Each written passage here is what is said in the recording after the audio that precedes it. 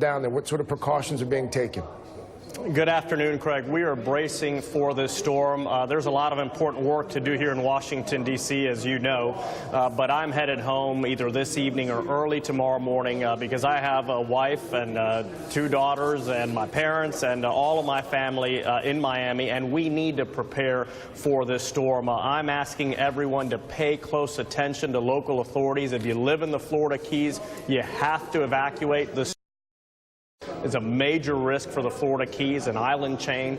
So we just marked a few weeks ago the 25-year anniversary of Hurricane Andrew, and to be staring down a storm even greater and stronger is very difficult for our area. But if Florida knows how to do something well, it's preparing for storms, preparing for these types of natural disasters. So I'm confident that we're going to fare as well as any community could under these circumstances. I want to move on to the president's decision yesterday to end DACA, that leaves roughly 800,000 people at risk of being deported if Congress does not act in 6 months.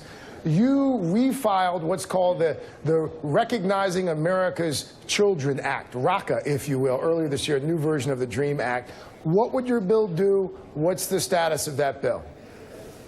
Well, look, I was disappointed in the decision because I think the executive order should have been left in place while Congress worked on a solution. However, we have been given 6 months. So I do at least recognize that the White House has given Congress some time and that the president has been explicit. He is calling for a solution. He doesn't want to see any of these young people at the risk of being deported. My legislation, it offers 3 paths to these young people who were brought to this country through no fault of their own. It's called the Recognizing America's Children Act because I believe, like most Americans believe, that these kids, these young people are Americans. They went to the same schools that a lot of us went to.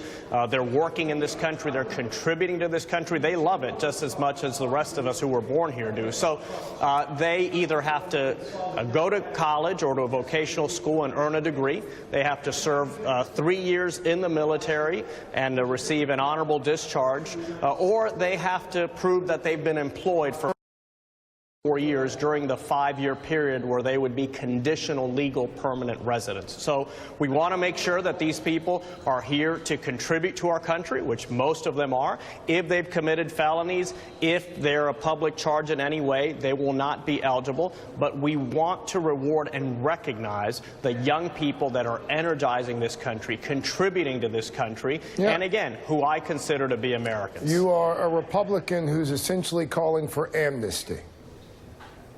I don't know what the choice word of the day is. That's a politically charged word. Path to citizenship. Essentially a path to citizenship. Some people like to use. But again, some people say, well, perhaps this is de facto amnesty. And my response to that is these young people are de facto Americans. Well, why some not people out there, some people out there are saying, let's not dance around it then. Why not just call it what it is? Why not just say, you know what? Yes, I do believe that they deserve a path to citizenship. I'm okay with de facto amnesty. Why not just say that? Well, this is different than the 1986 Reagan bill, which is typically called the Reagan amnesty, because this is an earned path. And the 3 ways that I just outlined are the ways that this legal status in the United States can be earned. And we don't think these blanket amnesty policies are good ideas. We want to make sure that the immigrants who are coming to our country or who are in our country are here because they want to contribute, which most of them are. But by the way, Craig, this is gaining steam here in the Congress. Already 26 Republicans in the House have signed on to this legislation. 8 new co-sponsors just this week. So I'm very confident that this is going to be in play later this year. Here's a Congress that hasn't been able to pass comprehensive immigration reform in 16 years. You couldn't repeal and replace, despite spending the better part of 7 years promising to do that, even though you control both houses and the White House. If you are one of those 800,000 or so dreamers watching or listening, why wouldn't you be terrified that lawmakers are not going to be able to fix it this time?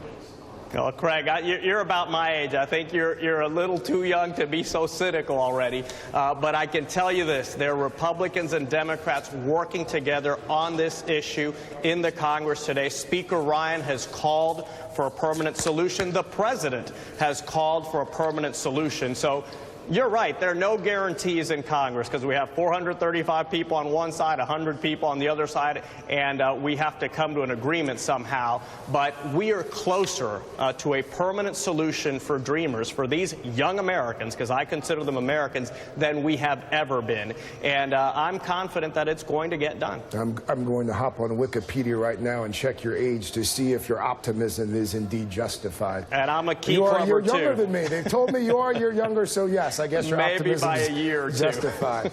Congressman, thank you. Safe travels and our thoughts and prayers, obviously, with the